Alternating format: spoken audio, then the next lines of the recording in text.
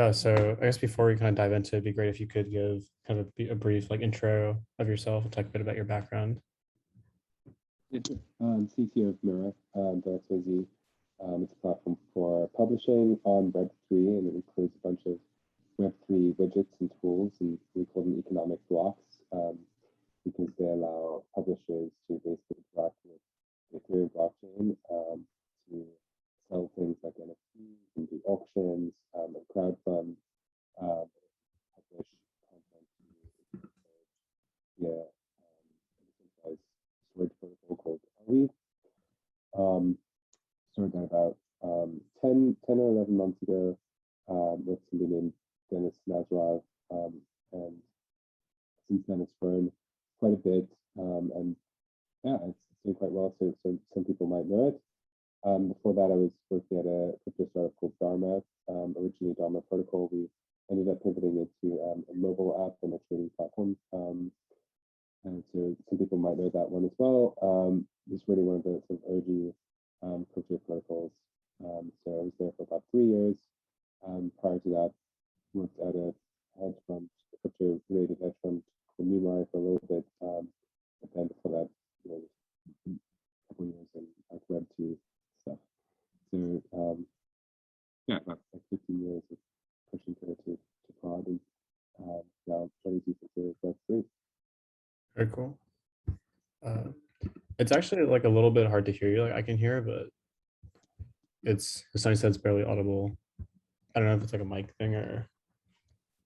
Well, I'm just using my MacBook Pro. Oh, that's weird. Oh, it sounds better now. Okay. Oh wait, hold on. Okay, yeah, now it's clear. Okay, yeah. So what was happening was using my AirPod Maxes. Oh, yeah, got it. We're all good now. Okay, cool. Yeah. I don't know if you made like a presentation or something. You want to dive into that, or we could just. I did not prepare a presentation. Good. I was assuming there would be some questions, or maybe. Yeah, we could do that. Yeah, so I could ask definitely some questions I have, but if anybody else wants to chime in, feel free. Sure. Yeah, I mean, kind of just starting off, I'm curious, like, how's your role kind of as a CTO differ than the kind of like the work you've done in the past? Because like I said, you have been an engineer for like 15 years, and yeah, I mean, I assume like being like CTO in crypto and doing like engineering crypto is way different, especially from that more like managerial kind of perspective. Yeah, for sure. So yeah, when I graduated college, I joined a startup as a regular engineer. So that's quite a lot different. Just shipping code and didn't really have that much say in like what the product was or priorities or anything like that. So I ended up just it's very productive as a coder and maybe shipped like 1 million or more lines of code in my first year, just trying to be really productive. And then from there, moved into like what you'd call like a lead engineering role, which is you basically have a little bit more say over, the prioritization. So typically then you work with the product manager and you can kind of direct your engineering priorities a little bit more, not necessarily deciding what product features to work on, but certainly having a say in sort of giving estimates, that sort of thing. So that was a progression for me early on. And then moved into engineering management and sort of had 7 engineers that I was managing. That was maybe two or 3 years out of college. And so that's quite a bit different because then you're not really like spending much time coding. You're actually spending a lot of time in meetings with your own engineers, doing one-on-ones, helping them sort of find their feet and like giving some career guidance. And then also spending time with like product managers and just high level understanding of how the team's doing and trying to track progress and track velocity and optimize things and unblock people. And then it's always nice to swing into like management and then back into engineering, like as a technical contributor, because then you can, maintain your ability to write code, which is really important. But still get some management experience, which I think is important for people to do usually. So following that, I was director of engineering at Dharma, but that was a very small team. And so in that capacity, I was writing code and doing managerial stuff, sort of both at the same time. Okay. That was still technically a managerial role. And then CTO is typically more research and development focused. So I view it as more of a technical role than a managerial one in some sense. And so in that role, you kind of want to make sure that the company is moving ahead and advancing in the right way from a technological like perspective. So if you were a CTO at Coinbase, maybe you'd be evaluating what blockchains do we integrate with, what kind of features should we build that will be really strong technology 5 years from now, Yep. something like that. Whereas a manager like in a VP role, maybe you're spending a lot of time just trying to figure out like how the org is structured, and so that I feel this is quite different. That's interesting. So then how does your day-to-day at Mirror actually look like then? Yeah, so I mainly function in the protocol development capacity. So we write smart contracts to do things like the crowdfunding and the auction mechanisms and all those sorts of things. And we recently hired another protocol engineer who's our lead protocol engineer, and typically work with him to code everything up. Spend some amount of time with the back end and front end engineers as well, just to understand like what's going on at a high level. And that's what I was doing all of that when I first started, but now we've hired people into those roles, and so I'm more just trying to like understand what's going on there, make sure everything is working, because ultimately if there's something that's wrong in the product and there's any kind of security issue or just bad performance, if we have downtime, those might affect things like our brand and reputation, and ultimately it comes down to me, like that would be sort of my responsibility. So I have to just sort of keep up to date with all those things and make sure it's moving ahead. And then that involves hiring too, but we always try and like delegate out. So we have somebody who's in a lead position on front end, a lead position on back end, and a lead position in protocol, and those people can actually build their own teams, and I can just sort of give input and help any way I can to sort of legitimize the process, or to make sure that I we interview people and ask the right questions. Makes sense. I mean, and because you do have this manager experience, I'm curious like what your view is, and actually like, because it seems to me that most kind of companies in crypto or protocols are pretty small, and they're also relatively flat. Like, do you think that's something that's kind of that is sustainable? Yeah. Or are we going to see more of this like middle management kind of a thing?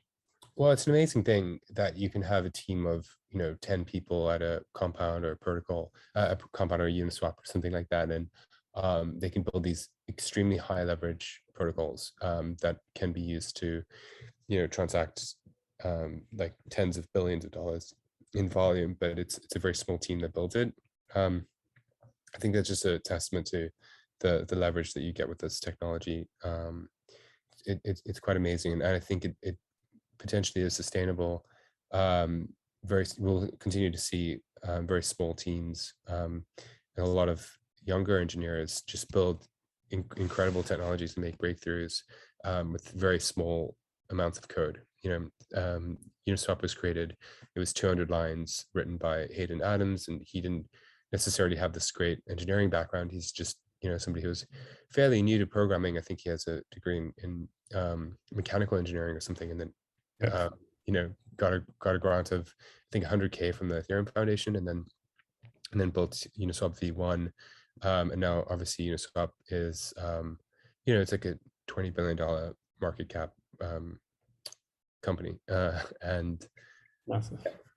it's quite incredible in a very quick amount of time. So I think that the just the speed to which we get to these really high like valuations and the number of people involved is quite unprecedented, and I imagine it is sustainable for the most part. But I think an interesting question would be, how many of those do you really need? They are sort of composable, so I suppose one argument would be that once you have a compound protocol, you don't need to have 100 of them. And so maybe there's a sense in which you're sort of writing these libraries, and one is sort of good enough for a large use case. But then you also have DAOs, which is now probably the more preferred way of starting these projects. You start them as a DAO, and those DAOs actually could have, tens of thousands of people in them, working for, tokens and equity.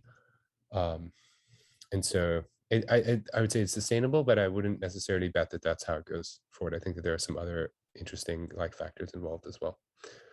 Interesting. I mean, yeah, it's, and also just like from our point of view, kind of observing what's happening with Mirror too. If you, because you did mention DAO, like a lot of these are, we see some projects starting as DAOs, like they have a token from day one, and then kind of building up from there, even though there's a central like leadership. I mean, Mirror is kind of like the kind of opposite, like decentralizing over time, it seems to me.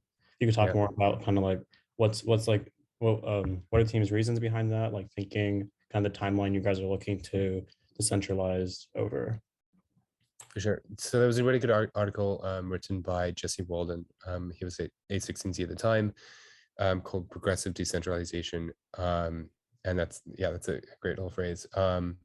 So progressive decentralization means that you start to get product market fit as a centralized company, and you build a really good product. And centralization basically gives you a lot of control over the product, and it sort of means that you don't have to you don't have a lot of noise from a large community of stakeholders. You can just maybe work with your VCs and small core team, and you can move very quickly. And then once you get to a point where you've sort of built the core technology and everything's safe and robust, and you have the basics of product market fit, then you can start thinking about decentralization. And you can do that through something like liquidity mining. And a great example of this is Compound. So Compound started as a small team of about 6 people, working in an office in the Mission District in San Francisco, and it built this version 1 of the product, and then it raised a bunch from some VCs, built a version 2, and from that perspective, it looks very much like a traditional Silicon Valley company. But then the next thing it did was it introduced a token into the model, and allowed the users of the protocol to earn the token through usage, and we call that liquidity mining in the DeFi world, because the users are providing liquidity, they're providing capital into the protocol, and in exchange for that capital, they're actually earning equity in the project. And so that's how users of a product in the space, they actually become owners of the network. And that's to contrast something like Uber, where a driver will never earn any equity in Uber itself. So you get all these gig economy workers that don't earn, but in something like Compound, like the users actually earn. And through distributing ownership in that way, you're decentralizing the ownership and the governance of the project to thousands of people over time. Interesting. So how does that relate to Mirror? Well, so Mirror is built in that model, and I think it's because of the timing. I think going forward, we're going to see a lot more things that are started just DAO first. But when we started Mirror last year, progressive decentralization was still like the most sort of well-established model of doing this. And so Mirror started as a sort of centralized company with the VC model to a large extent, and we're starting to decentralize now. So we have this thing called the right race, which basically lets 10 people into the DAO each week, and they're voted in by the community. And then those people who join the Mirror DAO, everyone knows what a DAO is, I'm assuming, but when they join the organization, they get a subdomain, which is a ENS address. That ENS address is actually, it maps to an Ethereum address. So everybody who joins the DAO, they get this new address. It's an Ethereum address, and they can use that as identity for governance over the future of the protocol. So we've been doing that for about 36 weeks, and we do 10 per week. So you can just do the math. We've got about between 350 and 400 members of the DAO, and they have governance, and we'll ramp that up over time, and soon we'll have thousands and eventually like tens of thousands of people who are providing governance and decentralization to Mirror. That's interesting. I mean, like something I've been curious about is, like you mentioned, this kind of like liquidity mining and how in DeFi that's been sort of the prevalent way to actually get more fair like token distributions. But yeah, I always wonder, like, I'm curious like what your opinion is on how to actually, and like the equivalence of that for Web3 companies like Mirror. That, Yeah. that I'm not like, there are obviously financial aspects of Mirror, but it's not like a DeFi product.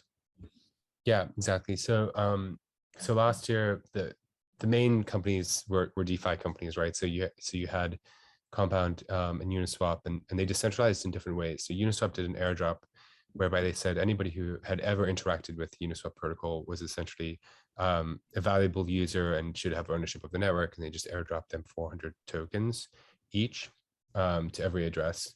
That's very similar to DYDX. And DYDX is a little bit more sophisticated. And then Compound was the liquidity mining. So they actually just give you per block some amount of tokens. But now we live in a new world where everything's not necessarily DeFi. We have companies like Foundation and Zora that are NFT based, and then Mirror, which is sort of NFT, but also has publishing and other interesting things. Those new companies, they don't necessarily work in this way where you're like providing liquidity, and in exchange for liquidity you give tokens, but they do typically have a treasury. So one way you might think about decentralizing that is decentralizing governance over the funds in the treasury. And I'll give Foundation as an example. So Foundation takes a 15% fee on every trade that happens on the NFT marketplace that they run. And those fees go into a smart contract that the company controls through their multi-sig setup. And currently that is, I believe, maybe like thousands of ETH. Maybe, I'm not sure, but it's a substantial amount. And so you might wonder, okay, well, what are they going to do with the funds in that treasury? To the VCs and shareholders, are they just able to take that out, or are they going to use it for acquisitions or grants or something? Well, one thing that they might decide to do is to give all of their artists some control and ownership over what happens with that treasury. And so you can imagine there like the progressive decentralization model sort of working in that way. A challenge with that is simple resistance. So I would assume everyone in the group understands simple resistance. That's basically an attack that happens on networks whereby people can pretend to be a novel identity, but actually it's just one person with 10 different accounts. It's very easy to spin up a new Ethereum address. And so this is the sort of thing that we see happening with a lot of the DeFi protocols, where people can sign up to DYDX and they spin up maybe 100 addresses or 1,000 addresses, and they try to get airdrops to each one. So that's something that will need to be solved with sort of knowing who is in the community and specifically allowing them to participate in the ownership. And that's something that we've solved a little bit with Mirror. So through the right race, we allow 10 people per week to join into the DAO. And so that might be one way of sort of decentralizing ownership and governance to people who we know are individuals in the network, so we sort of understand what the community is. Yeah, that makes a lot of sense. I mean, you mentioned kind of before, like in your role as CTO, you kind of have to look at the security of a lot of the smart contracts and stuff. But because Mirror, like as you were saying, like Mirror is not like a DeFi protocol. But even if it's not DeFi protocol, there's still like a lot of value that can be like in Mirror through either the crowd funds, and so a lot of funds can be at stake. So like, how do you view kind of that trade-off between like security, whether it's getting audits, getting like peer audits, whatever, and kind of shipping and like launching quickly, which is like one of the things that Mirror has been doing very frequently. Yeah, right. Yeah, so Mirror, I mean, we consistently do millions of dollars in volume. Like, Yeah. so yesterday we did one launch that was a Dutch auction that did $2 to $3 million. So there is it's very similar need for high security on the contracts. If there are any exploits, people will lose all of that money, and the company will be in a very bad spot. So security is paramount with these contracts. The traditional model, going back 2 or 3 years, would have been that every contract that you write should get audited, and you'd usually hire some consulting company such as Trail of Bits or Open Zeppelin to do an audit. But the number of reputable auditing companies is just very, very small. Maybe there's like 10 well-known ones where the audit would really mean something something significant, and the number of protocols that are spinning up are in the thousands. And so those companies are very overwhelmed. And so there's a huge backlog on these auditing companies' books. And so they might be booked out for months, even a year in advance, with a well-known one like Trail of Bits. And even a company that has a good brand like Mirror, it's still, it takes quite a while to get an audit. And so if we want to just do a new contract like the Dutch auction, we'd write that in about a week. But then if we were to wait for audits, it would take like 6 months. And so typically we just can't do that. And so we just try to hire really good talent and make sure that we are as knowledgeable as we can be about all of the, known vulnerabilities. And we just take great care in the contracts. And so that's shifted a little bit, I think, from the old days, just because the demand is way, way, way higher than the supply in terms of auditing. It's interesting. I mean, if you could kind of go a little deeper into the actual process of how you ensure security, like as you're like there is kind of a set of like known exploits and kind of like vulnerabilities, but it just seems like every time there's a hack, then somebody puts some like long Twitter thread with all these other like new potential things that people shouldn't be doing. So I was curious, like, so like so for you or for the whoever else, like with other protocol developer, when you're writing these smart contracts, like what's sort of the thinking? Yeah. So Solidity is a language that was invented for Ethereum. And in some ways it's quite cool because it's highly designed for the specific use case, and it's very simple. But then the downside is that there are a bunch of ways that you can shoot yourself in the foot using that language. And some other languages have solved some of those issues already, and they're not implemented in Solidity. And a good example would be reentrancy attacks. So reentrancy attack is where you call a function, and then that function calls out to an external contract. And if that external contract calls the same function again, it can cause some vulnerabilities that people often don't think about, just because it's sort of a more complex kind of interaction that can happen. And people who are new to the space aren't used to thinking about that. And so they just consistently make these reentrancy vulnerabilities. And some of the largest hacks in Ethereum have happened that way. And so, yeah, once you get to know the list of typical vulnerabilities like that, you just become more aware of them. And so you just try to make sure each time. There are a lot of tools now that allow you to do static analysis on your code and sort of identify some of those. So Slither is a tool, for just to give an example, written by Trail of Bits, and Trail of Bits is one of the major auditing companies in space. They also audit, things like military grade, like missiles and stuff, and they also audit smart contracts. And so as they were auditing all of the projects, they would just compile a list of all the known vulnerabilities, and then they made static analysis tools that help people identify those more easily. So we will definitely like run all of our contracts against those, just to make sure that we have all of the known bases covered. And then beyond that, I mean, I would just stress like major, like just incredible attention to detail, where every single line of code I might read 100 to 200 times and comment exactly what it's going to do, and then try and share it and present it to other people and get their feedback. And so it's just taking great care and just making sure that things are really simple, really straightforward, well tested, and most importantly, just that your understanding of what the code is doing is crystal clear. A lot of people, might just try to do something complex, and even they're not like exactly sure exactly what the, like you can never have that situation. You need to know exactly why things are coded the way that they are, and so I'm just making sure. Yeah, beyond that, putting limits on the early stages. So the first crowdfund that we ever did, we limited it to 20 ETH. At the time, ETH was about $1,000, so that was like a $20,000 maximum downside that we could have if there was a hack. And then fortunately, nothing bad happened, and so we just increased the limit slowly over time, to the point where eventually we were doing crowdfunds of like $3 million or something. And so, yeah, using limits just to make sure that your downside is capped is a very good idea for the first, couple of months, maybe. It's interesting.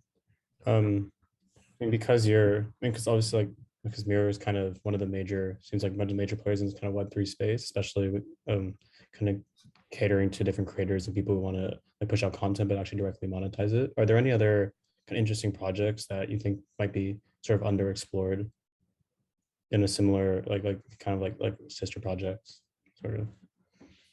Interesting. I mean, I do know of a few projects that are coming out that are trying to use Mirror's model a little bit, and they might brand themselves as maybe Mirror for music or Mirror for video.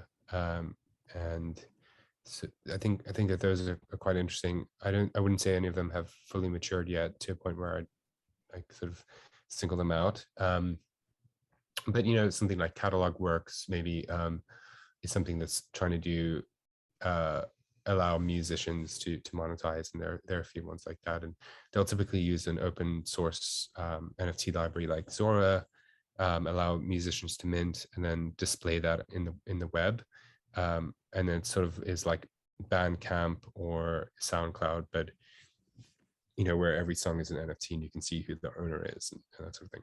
I think that those things are quite awesome. I think that they have a lot of potential, and especially since the space is legitimizing itself and there are a lot more like celebrities joining the space and just very curious, and you know, you can see more and more. You know, every now and then you'll see somebody like Jaden Smith, for example, just posting ETH yesterday. That's kind of interesting, and then you sort of wonder, like, you know, if something like Catalog Works could get hold of him and just say, why don't you just drop like a single and we'll make it an NFT and just see what happens. He might be open to that, and so that would be interesting to see. And so I think you can never really like foresee what the explosive potential of these platforms are. I mean, they can grow very fast. Yeah, that makes a ton of sense. Is Mirror going to maintain its kind of like Ethereum focus, or have you? I mean, obviously, like RE is a kind of a core component of the product, but Yeah. on Ethereum, do you like have you considered expanding onto other chains, or there isn't really a need? Yeah, I mean, of course, we do like talk about it sometimes. Yeah. The main focus, I think, for us, if we were to do anything besides Ethereum, would just be going into L2s. And so we look quite seriously at things like Starknet. So Starknet is, they have this programming language called Cairo, and it allows you to do zero knowledge proofs that roll up onto Ethereum. And so you can write a program that is computed on the Starknet sort of service, and then they will publish a proof onto Ethereum of the computation that got performed in their layer, and that's really interesting. So a trivial example would be submitting all of the votes for a governance proposal to Starknet, and have Starknet verify all of the signatures from the user and verify their balances, and then tally the results, and then publish the proof of those results to Ethereum. And then you can execute a transaction conditional on that proof as a fact, right from Ethereum, right? So then you don't have to do the tallying off chain, so it's sort of trustless, but you also don't have to do the tallying on L1. And then the whole system is still like, it has that like trustless guarantee. So that's really interesting. And there are other you know, related projects like ZK Sync, which is another one which will allow you to write things in Solidity and then compile it down into their layer and do something similar. So those are very interesting to us. Not being a DeFi protocol, optimistic rollups you might be aware of, those are not quite as interesting to us because we tend to do things like NFTs, and whenever you use optimistic rollups, there's this this delay of, you know, typically like 7 days where you're waiting. You haven't quite confirmed it on the L1.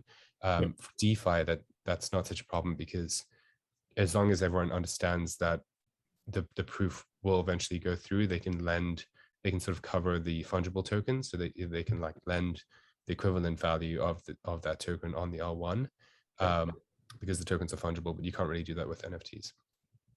That's interesting. I mean, but aren't we also seeing like these kind of NFT dedicated chains like L2s? Yeah. Ethereum. So the one that I'm the most aware of is Immutable X, and that is built on Starknet. Okay. And so that's not an optimistic rollup. That's just a ZK rollup. And so that has a different set of trust guarantees, and that is sort of immediate. Like as soon as they publish the results of the chain, it's actually it's proven and considered final. But optimistic rollups, you know, you can prove something, and then it can be contested with off-chain data up to 7 days. So typically people will know whether or not it's likely to be contested. Mhm. And so they'll know as soon as it gets published that, you know, in 7 days time, this will be finalized, but there's still that chance that it could be contested. And so the L1 doesn't know for sure, even if everyone else, like even if the people involved know, like the L1 isn't able to like execute a transaction trustlessly. And then the ZK rollups are different. Makes So, sense. yeah. Interesting. Yeah, then I guess just to close before we open up if anybody else has questions, I'm curious, what do you think are some underrated use cases of Mirror? Yeah, well, I mean, I think that the publishing itself is quite valuable, and we haven't seen a lot of cases where people are necessarily minting essays as NFTs. I Mhm. think maybe the reason why is because the gas prices are quite high, and when we get into L2s, maybe that will change. But it would be interesting to see certain famous essays, maybe, you know, like the Mark Andreessen's "It's Time to Build," written on Mirror and auctioned as an NFT. I think that's quite interesting, just because it's a use case for NFTs that hasn't surfaced yet. Formation of DAOs is very interesting. I've created 2 DAOs via Mirror so far. One is called Crypto Culture and Society. It's a sort of liberal arts, social science, and humanities sort of focus on crypto and its impact on society. And I crowdfunded for that and created a DAO, and there are about 250 to 1,000 members like in the Discord, and they're chatting, and we've got professors like holding discussion groups and stuff, and it's sort of like a learning DAO. And then I have another one that's like about protocol reviews, Mhm. that's more technical focused. And I think that those are really interesting. You can just create these various kinds of DAOs through crowdfunding. PartyBit is an example of a product that was crowdfunded on Mirror and created a DAO, and then, you know, everyone was incentivized to build the product because they had ownership via the crowdfund. Yeah. And so I think formation of DAOs and DAO tooling is sort of where we're like spending a lot of our time focused on, Mhm. you know, providing value. Yeah. Yeah, I mean, it's funny that we actually launched our like Lion DAO for blockchain Columbia on Mirror too, Exactly. Yeah. and July. So yeah, yeah, definitely very familiar. I think actually Terry on this call did mint his essay, actually did an essay. So yeah, definitely big fans of the product. Yeah. Yeah. So if anybody else has any questions, feel free to either just unmute and ask, raise your hand, or put in the chat and I can read it. Yeah, I did have a quick question just regarding minting your article as an NFT. Like, Yeah. the first thing I'd be curious about, is there any plans to sort of change the parameters of the current minting sort of stratification? Because right now, if you mint an NFT, automatically mints as like 5 legendary ones, Yeah. et cetera, et cetera. Like, is there any plans to allow users to change that? And the other thing I'd be curious about is, if you do mint it and you specify a receiver address, like, Yeah. does the collection, so does it automatically go to the receiver address, or does it go toward whoever owns the right token, or how does that work? Yeah. So when you create we call them editions. So they're sort of semi-fungible NFTs you can think about. So there might be, as you said, you know, different levels, but there's typically like 100 NFTs that are available to be minted. And so you mint the article, but just like a book, you know, there are multiple editions of the book, and then you maybe get the first one, it's the first edition, it's more valuable. And then if you get the 10th edition, it's like less valuable. Like the first edition Harry Potter is like, you know, like $1 million or something. Yes, I think we could allow people to change that. You know, that hasn't been a feature that's necessarily taken off. Like some people have definitely done essays that have that have sold for, you know, $20,000 or, you know, even like $10,000 of value, and that's very cool to see. But it hasn't been something that's been like wildly popular, and so we haven't invested as much time. But over time, I imagine that we will add more flexibility. And then you asked a question about the implementation. So the funding recipient is an address that you specify as the recipients of the funds as those NFTs get sold. When the NFTs get sold, basically the funds go into a smart contract and just stored there. And then later on, you can withdraw, and you can only withdraw to the funding recipient. And that's a public function that anyone can call, and it will just send the funds to the funding recipient address. That allows you, as like the person who's minting the NFT, to specify maybe a charity as the funding recipient, or maybe a multi-sig, or maybe a split contract. And a split contract can then sort of take the funds and then allow, you know, up to, you know, millions of different people to withdraw. And there's all kinds of things that you can basically do by allowing the person to specify a different address other than their own as the funding recipient. Let me know if any of that was not clear. Yeah, that's really helpful. And is there sort of like a UI for calling that public function in terms of like withdrawing, or Yes. is I was not aware. Yeah. Okay. Yeah. It should be in the dashboard. But you know, these are all just Ethereum contracts, so you can do it through our UI, but you would also be able to do it on Etherscan, and that's sort of the beauty of it too. It's just a distributed API that you could call from anywhere. Actually, I have a question. So for for those two DAOs you launched, like, Yeah. is intention actually use the token for something, or is it more so just like using it as like a funding mechanism, and people are kind of tied to the DAO because they own a token? Yeah, exactly. So there's sort of different components to it. The first one would be that issuing a token allows you to create structure around the DAO, right? So it becomes an entity, and the people involved in the entity are de facto the people who hold the token. In the future, you can imagine messaging protocols where I can just send a message to all of the token holders, right? That's just an easy way to communicate, rather than going on Twitter and saying, hey, who was part of the crowdfund, like go to this Discord group. And the other thing would be membership. So you can create a Discord group and make it token gated, so you can only, you know, join this Discord group if you have the token, and then in that Discord group you can share, you know, valuable information that maybe, you know, creates an incentive for being part of the DAO. An example of that would be, you know, a discussion group that's on a Zoom like this one that we're having. All the people who are on this call, you know, you could think of them as being part of your Columbia blockchain DAO. And one way just to formalize that would just to be give them all tokens, right? And different models are competing at the moment for that, whether to use ERC20 tokens and NFTs. But ERC20 tokens are a good way to create a magnitude of ownership of the DAO. And if it makes, you know, profit or something like that, then ostensibly you could have governance over like what to do with that. Yeah, that makes a lot of sense. Does anybody else have any questions? Yeah. I'm not entirely sure about the implementation, but I assume that sort of like the smart contracts that underlie the logic are publicly available.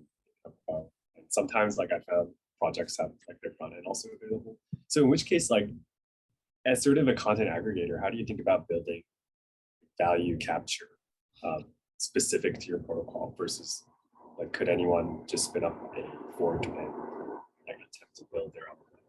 Yeah, definitely. Yeah, that's a really good question. Like, you know, in the early days when we created Dharma Protocol many years ago, it was essentially like a library, right? It's like people would allow people to do lending and borrowing of assets and even collateralize NFTs and take loans against them. But the protocol was, you could just think of it as an open source library, and it didn't necessarily like accrue value into it. And then the question was like, well, people could fork it and that sort of thing. And then Compound was a different model because it actually had a pool of funds, and you can't really fork the pool. And so the lesson there is, like, if you're creating like smart contracts and you want it to accrue value, you actually need to have you know, pools of funds and tokens that are associated with maybe the governance of those funds. And that's how you get away from this idea of like just creating open source libraries with your contracts. So you want it to accrue value, and you might call that like a fat protocol thesis, to use a placeholder capital term.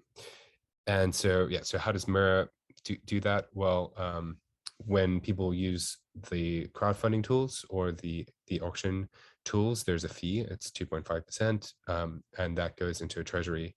And then obviously the people who have run the crowd funds are essentially going to be the governors of the treasury. So you decentralize the governance of the treasury, but essentially it needs to be an economy that sort of has like taxation with representation. It's one way to think about it.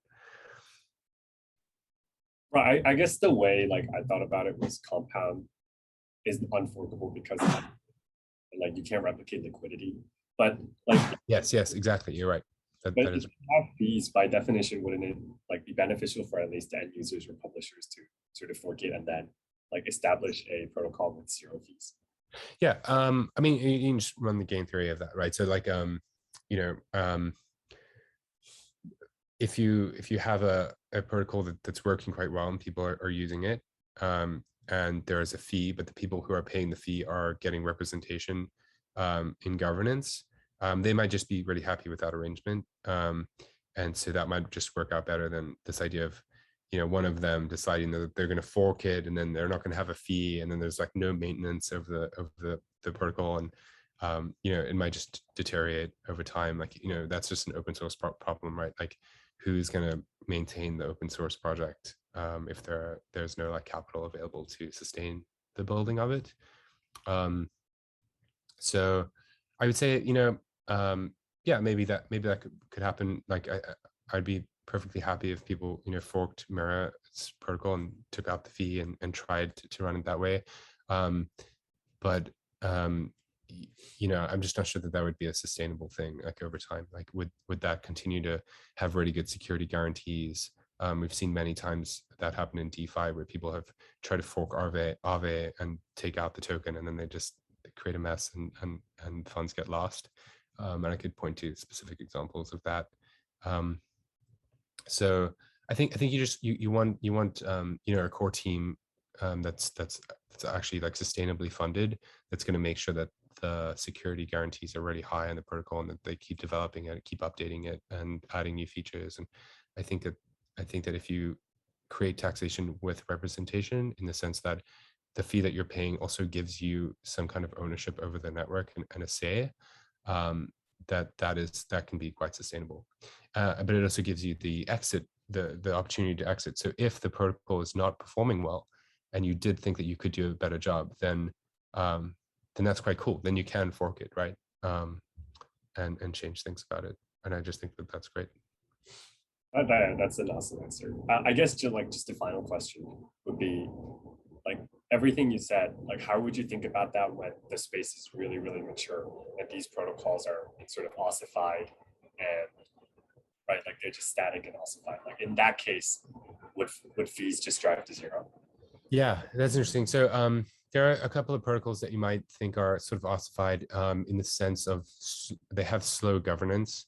I'd put Compound in that category of where, yeah, maybe they're not actively developing the protocol so much right now. Like the V2 is really good, and the governance is really decentralized, and so you have very, very slow governance, and so you might call that like ossified. But I think over time that also just it adds to the trust in the protocol. It's ossified, which basically means that it's not gonna change that much. So I can build a product on top of it, knowing that it's stable and secure, that it's been around for a couple of years, that there's been $20 billion of value locked in that protocol, and nobody has hacked it yet. And because it has slow governance, the rules aren't going to change on me, and so that gives you pretty good incentive to build on Compound rather than something that's maybe moving more quickly. And it depends, what they do with those fees. Currently, the fees go into a reserve, which means that if there is a vulnerability in the protocol over time, or if there is some liquidation issue where the liquidators, there's some problem with their software and people sort of lose funds, they can always use the reserves to bail users out and make them whole, as it were. An example of that would be when Coinbase's price oracle failed. It priced DAI at $1.16 when DAI was actually $1.06, and then that made a lot of people get liquidated in the compound community. And I believe that they've just voted to reimburse those lenders through the reserves. So those reserves ended up being very helpful in that case, right? And so I think it depends how you structure it. I think that you can still make it very worthwhile to have fees over time, even if you end up with a sort of ossified protocol. And those can just be good things. Yeah. You might say like the Lindy effect, right? It's like over time, the longer something goes without being hacked, like the more secure it is. That's a good thing. Great. Well, yeah, thanks so much. I think this was really, really interesting for me, and I'm sure for everybody else. And thanks for taking the time. Yeah, absolutely. Yeah. Cool. Thanks for inviting me. All the best and congrats with your fundraising. It's really cool to see that. Looking forward to see what you guys do next.